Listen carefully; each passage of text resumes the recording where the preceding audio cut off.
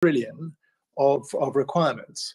And so that 260 billion compares with today's 30 billion of climate finance in Africa, which means that climate finance in Africa needs to increase by, let's say, a factor of 9 or 10 times in order to get anywhere near what just the countries are saying they're going to need. So there's a massive shortfall. Then the second issue is that when you look at climate finance in Africa, it turns out that 10 countries are the biggest recipients of climate finance. And so it's relatively concentrated. So there are many countries in Africa that are getting very little climate finance at all. And so some of the countries that are doing quite well would include Egypt, for example, South Africa, for example. Nigeria is doing quite well. But many countries, particularly of the smaller countries, are not receiving money. And that's probably to do with the fact that they are just small, and it's more expensive and complicated to get money into small countries compared with large ones. Then perhaps the most significant issues here is about leverage. And so the money that's coming in from international sources, out of that 30 billion, 25 billion is coming from international sources of finance. Typically the World Bank and other development finance institutions from Europe and North America and elsewhere. So 25 billion is coming from international sources, and only 4 billion is coming from Africa itself. So that for every dollar of climate finance that there is in Africa, 15 cents is coming from Africa itself. So that's a problem of leverage. And we have to sort of ask the question, why are we not getting more response from Africa, either from the African private sector or from African governments? And then the second issue, which is really, really important, and it's the same figure actually, is that most of the money that is being invested in climate finance in Africa is actually public sector finance. So it's either African governments, but much more so, as I just mentioned, people like the World Bank or development finance institutions or international donor governments as well. And very little is coming from the private sector. So it's the same figure. So for every dollar of public sector finance, only 16 cents is actually coming from the private sector. And so again, there are issues around why is it, I mean, that's just incredibly inefficient if you think about it. Why is it that we can't use that public sector funding to crowd in a much, much greater proportion of private sector funding? And why, so that instead of it being $1 plays 16 cents, why can't we say for every dollar of public money that's coming in, they're succeeding in crowding in $2 of private capital? And that's quite a lot, but that's the way we need to start thinking, I think. And just to compare with other parts of the world, where in Africa we're looking at a very this figure of sort of 12–15% coming from the private sector. In other parts of the world, like Asia or Latin America, the figure is much nearer 40 or 50%. So they're doing much, much better at crowding in private sector funding, and that I think is a major issue. One slightly bright spark is that you're aware, of course, of the big issue around adaptation, and because of Africa's climate vulnerability, there's a lot of emphasis in climate negotiations around the need to pay for adaptation. In other words, how can you protect yourself and your country, your people, from the adverse effects of climate change, rather than focusing on reducing emissions, which is mitigation. And adaptation is very often something that needs to be funded by governments because it doesn't generate a return. It doesn't generate an income for private investors. But actually, Africa's not doing too badly on adaptation, and that's because the development finance institutions, the multilateral development banks, committed back in 2019 to significantly increase their investment in adaptation in Africa, and in lower income countries, I should say. and so we're beginning to see a very significant increase in investment from them, but it's still far short of what we actually need. And then if you go on to, if you look at the research, you can go and see we've broken the numbers down by sector as well. And just to maybe focus on one before we invite some more comments from people, energy. So of the 30 billion, remember that 30 billion figure, 9 billion, which is about a third of the total, is being invested in renewable energy, which is good, right? But it's way too small relative to the need. So some people have estimated the need to be more like 130 billion, and at the moment we're just getting 9 billion, and that's in renewable energy, wind, solar, where there's a proven way that you invest. We know how you can invest in renewable energy.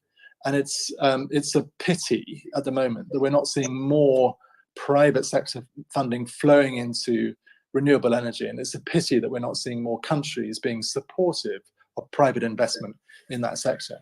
And when you compare the 9 billion that's going into renewable energy with the amount of fossil fuel financing that is still taking place, which is 29 billion, 9 billion plays 29 billion, and compares with 37 billion of fossil fuel subsidies, that doesn't feel quite right.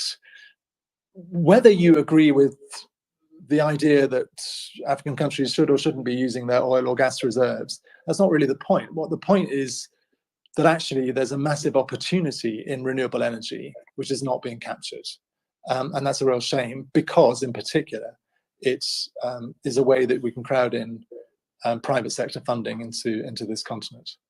Arunma, I'll pause there. Just in case there are any it's a great questions. place to pause. I think you've raised some very poignant issues. So does any speaker want to either make a comment or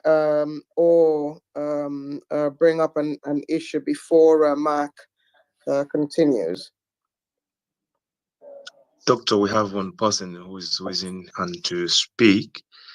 I believe you actually want to have a question to ask. Yes, please.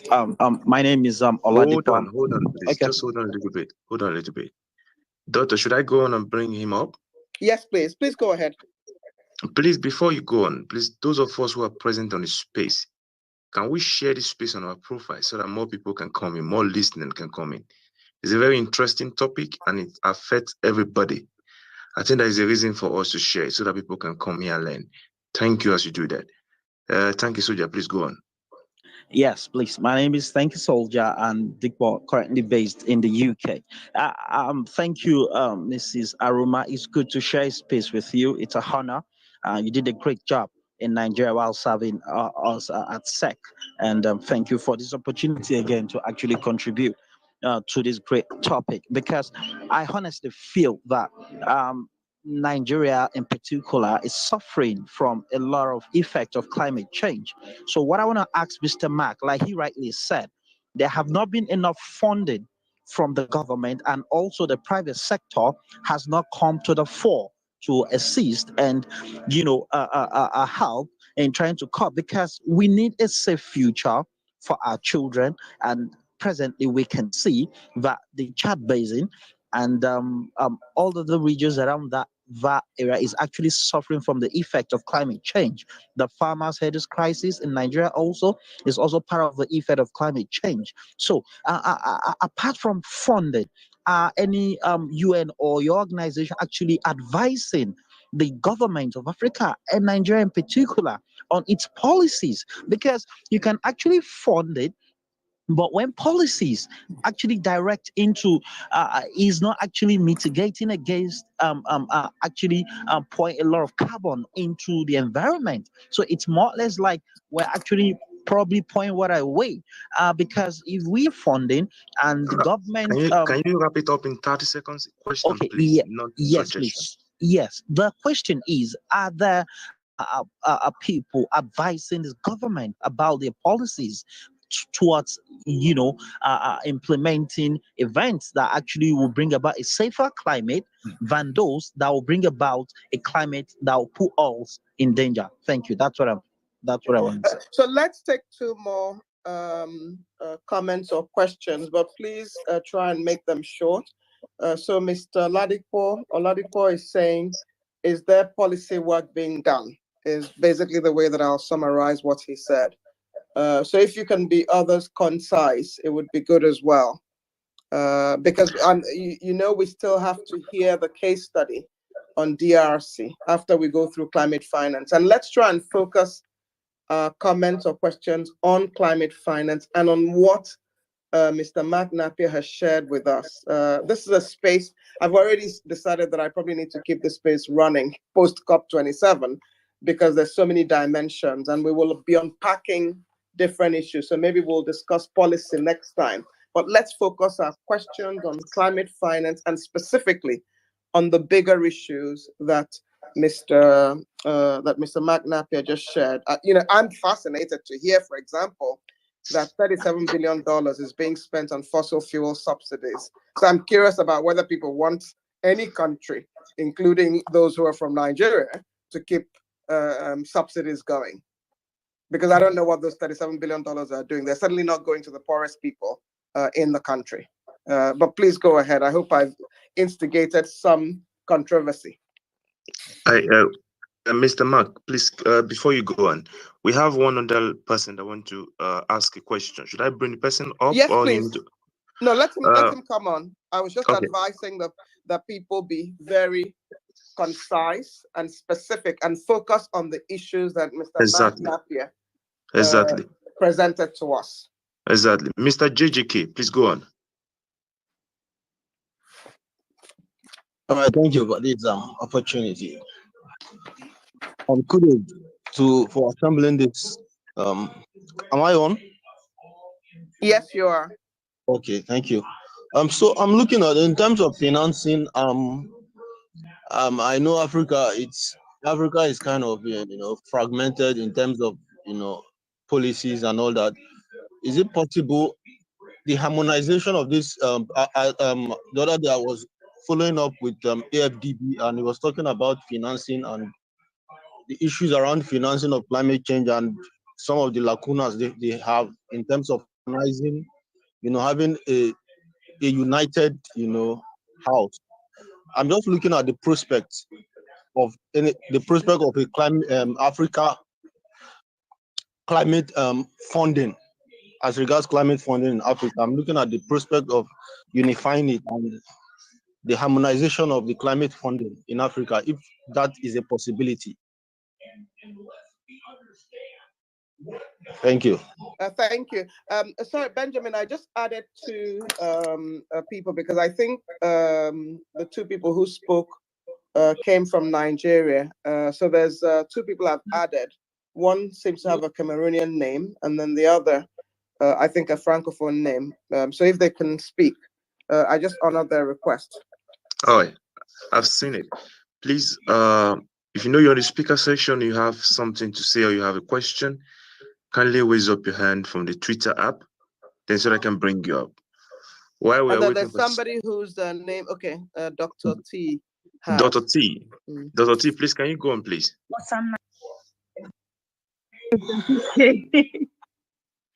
Because I think you wanted to give opportunity to people from other countries. Yes, please. I would appreciate. So there's somebody who has an Arabic name. Can that person go ahead? 150, 110. Are you there?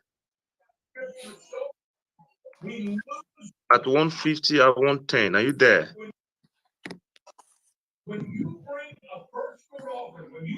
Okay. I think we should let Dr. T speak while the others are getting themselves organized. Because I noticed that there'd been a number of Nigerians who had spoken, and I wanted to hear the perspective of others. That's why I asked for these other people to speak. So please go ahead, Dr. T, while the others are trying to decide whether they want to speak or not. All right. Thank you so much, ma'am. I'm Tubu Tubolaifa Warekroma. I dabble into climate change and in development work. So my question really, I'll just not talk too much about myself and try to go straight to the point. There's something Mark mentioned that was very interesting to me on the prospect of garnering climate financing around renewable energy and the prospect that it brings. But I just wanted to ask two questions really. One, he spoke about a report that they did. I didn't quite get the report he was talking about and where to go look it up because I want to read that up. And then secondly is we're talking about renewable energy, cleaner energy, and just transition. Now, when does that financing also include the people that will be affected by this transition? Let me just learn. For example, in Nigeria and other countries that are oil producing, right? And then you're trying to transit people to cleaner measures. How about the people that you already the oil production as polluting as it is their means of livelihood? Does the climate financing also cover those set of people? Because I know the African Act at COP27 will be a combination of what was discussed in the by the ECOWAS bloc, and then all of the country come together and pull like a collective front. So I don't know how well some of these issues are going to come up, but I just want to ask on a general note. Thank you. Okay. I think, Mark, we should hand back to you Okay. in the interest of time, because I will, we have another, what I think I'd like to hand over to Madam Mabunda at 45 minutes past the hour. So maybe we'll take some of the other issues and then we'll take questions afterwards. Fine. Good. Well, thank you, and thanks a lot for the questions. That was really great. I mean, maybe just to answer Oladepo's question first on policy. Is anybody advising governments on policy?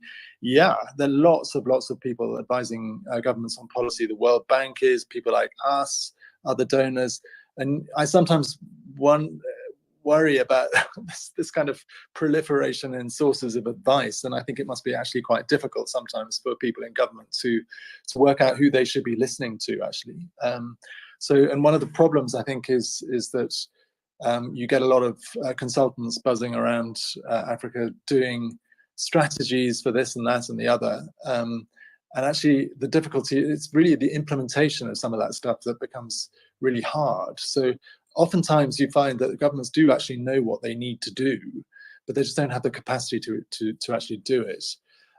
But the one thing on policy, which I think I do want to emphasize, is that the thing for me that really will make the difference, and it's the hardest thing of all for governments to do, and perhaps we do need more technical support in this area, is around tax policy. So there's a lot of emphasis around the instruments like green bonds, the financial side of things, green bonds. How, are there regulations in place that allow for green bonds to be issued, and this kind of thing? But actually, the tax policy across the whole of the economy is really what's going to make the difference. So if you're an investor and you're looking to put your money into Nigeria or anywhere else, and you're and the playing field is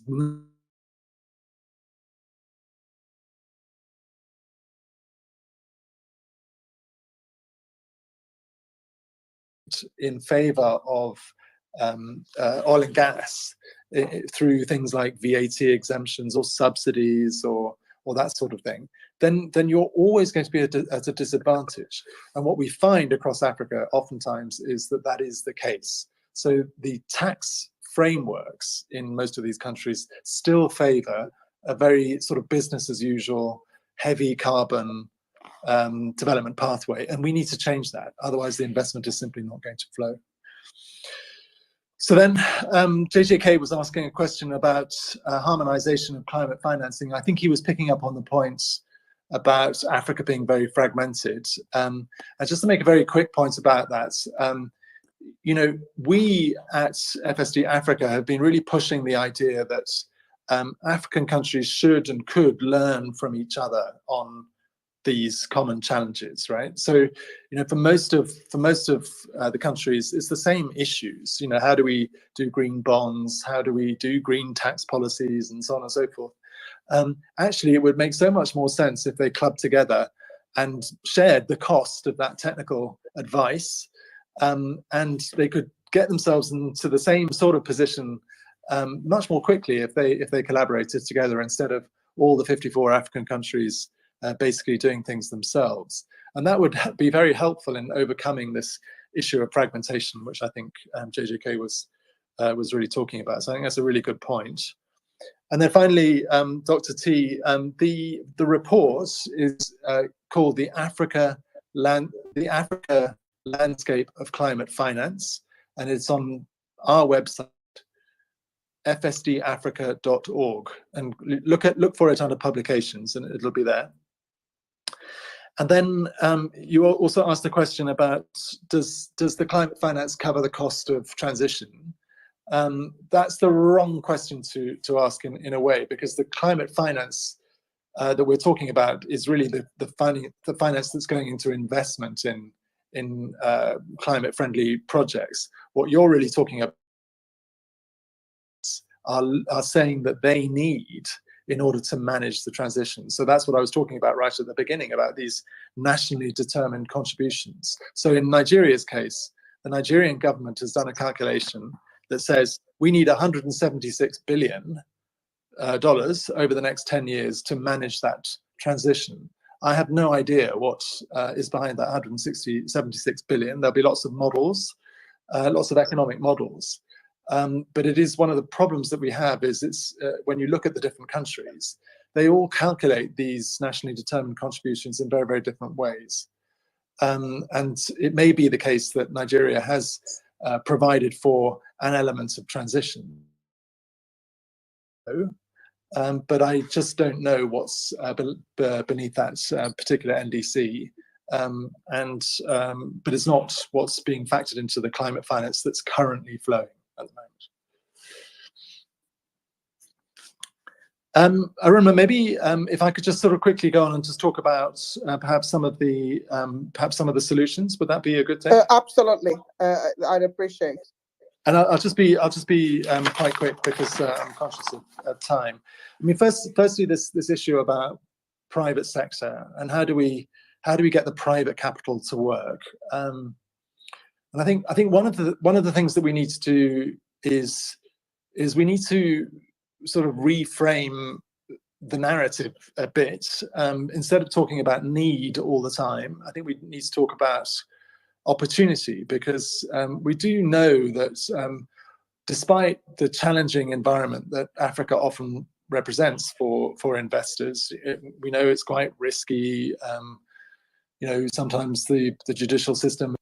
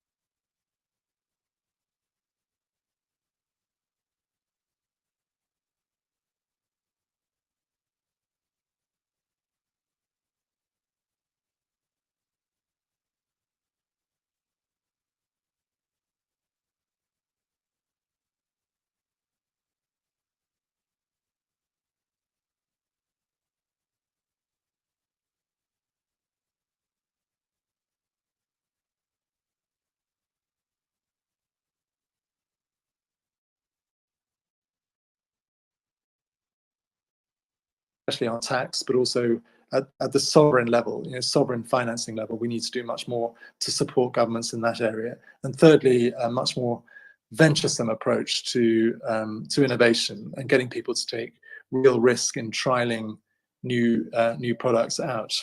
And if I may make one final point, is really about mainstreaming.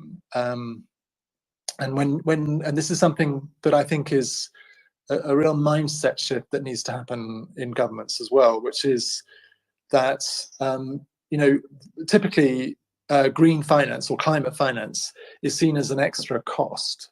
We have our schools to build and our roads to build and our bridges to build and all that sort of thing. Oh, and then we have to actually add more money to combat climate change. Well, actually, it's not always extra money. And actually what needs to happen is sort of green thinking needs to permeate the existing development budgets of governments, so that when you're building a bridge, you build it green. You introduce green building principles into that bridge, or you start investing in cleaner cities rather than in doing what you've always done before with your cities, which is to create cities that don't really support the environment. So I think there's a lot of sort of mindset shift that needs to happen within governments around policy, across all the government departments, around how you integrate green principles into existing development spend, so that it's not always an extra cost, because it isn't always an extra cost. I'll pause there, Arunma, and invite any further questions. Thank you very much. And Benjamin, can you bring up two people to ask questions, make comments? I remind them of your rules, which is 2 minutes for each person, including introducing yourself. Thank you. Thank you, Doctor. Here we have only two persons that are here to ask the question, Mr. David Utshombe and Mr. Tony Wayaman. Mr. David Utshombe, please go on. Thank you so much. Thank you so much for putting me in. My name is David Chombe from the Democratic Republic of Congo. I'm talking from Lualaba. Lualaba is one of the region which is most dealing with mine sector.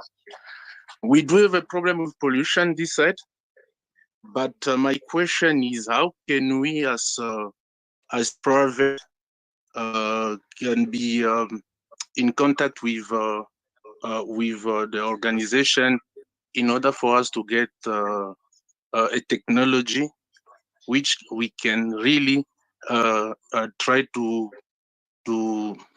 not to control, but to send a warning to the governor or the government in order for us to be to protect not only the environment but also the people of Democratic Republic of Congo, because what we're facing here, it's a pollution with the mine sector, whereby the investment that they place in the mine sector, people are releasing the product which are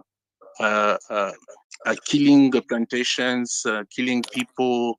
I would like just to inquire, how can we get there and find the technology to control all those pollutions? Mm-hmm. Thank you.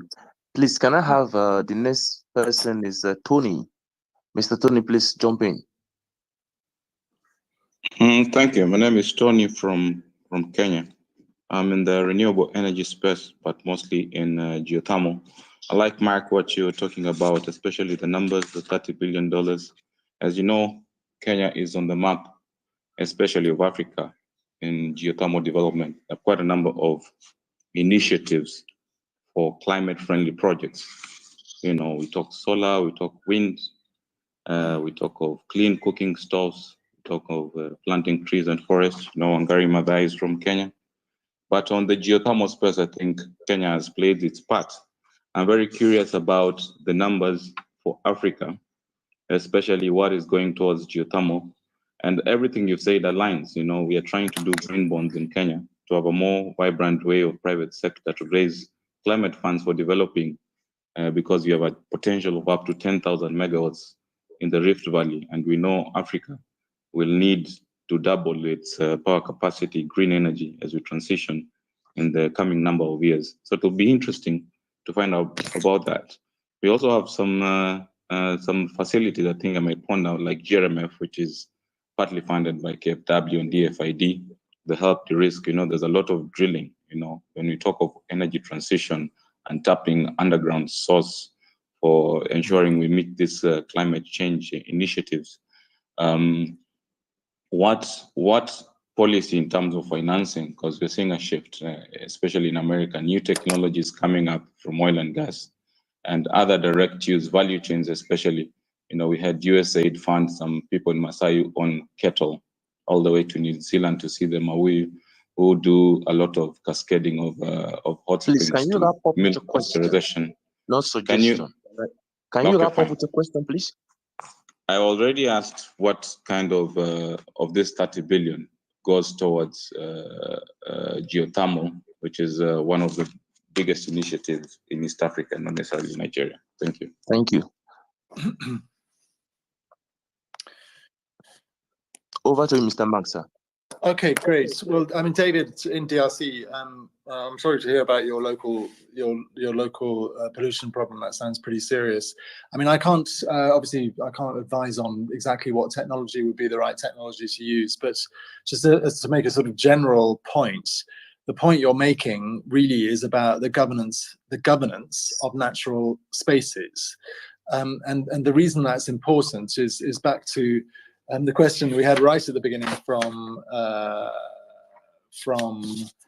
the other gentleman whose name begins with M, whose name will come to me, but who was talking about forests, because you know there is a really important opportunity for Africa in monetizing its green spaces, its forests, but it can only do that if governance is strong.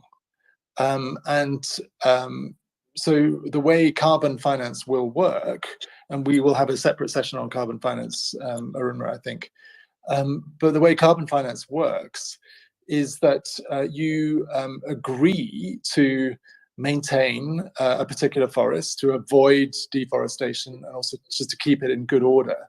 And so if you can demonstrate that, and you can therefore demonstrate that you are sequestering carbon, then you will be paid for that. And this is an incredible income flow that could flow into governments, but also into communities. And people are already doing that. But it's not going to happen if, as you say, that people are trashing the environment at the same time. So, I mean, what we're trying to do, so I can't advise on specifically which technology would work in your circumstance, but what I do think is really important is that we in the development finance community should club together to try to find ways to provide funding to, I guess, entrepreneurs to be able to access some of this international technology, so that in a way that technology can act as a kind of watchdog.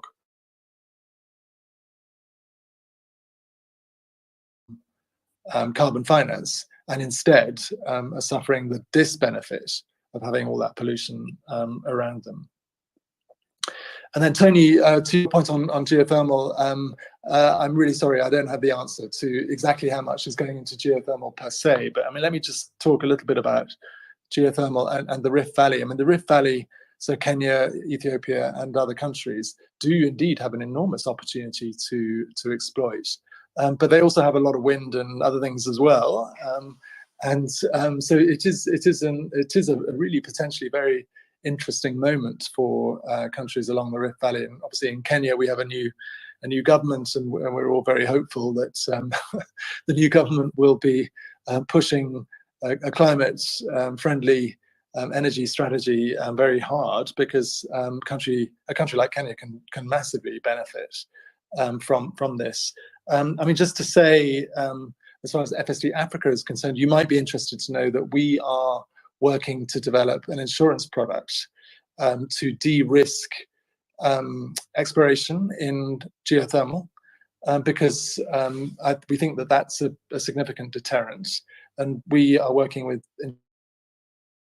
the insurance sector here, but also in London, to try and put in place a product that would basically encourage more geothermal exploration to take place, because we think that even though Kenya is almost at 100%, almost 100% of its energy generation is renewable at the moment. Really, let's not forget, by the way, that something like 68% of its usage starts with trees, chopping down trees, right? So people still rely very much on trees and wood for their cooking, and that needs to change, and we need to improve access to energy.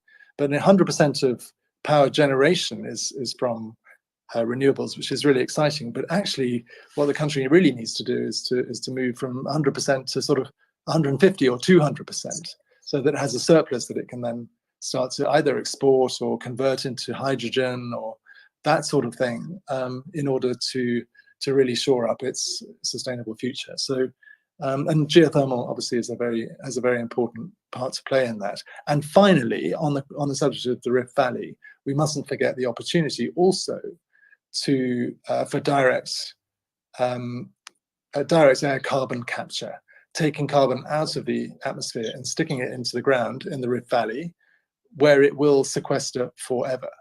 And I think that's an enormous opportunity for countries along the Rift Valley, because of the particular sort of rock formations that the Rift Valley offers, with those big holes essentially that you can stick carbon dioxide into, and it will sequester forever. Wow.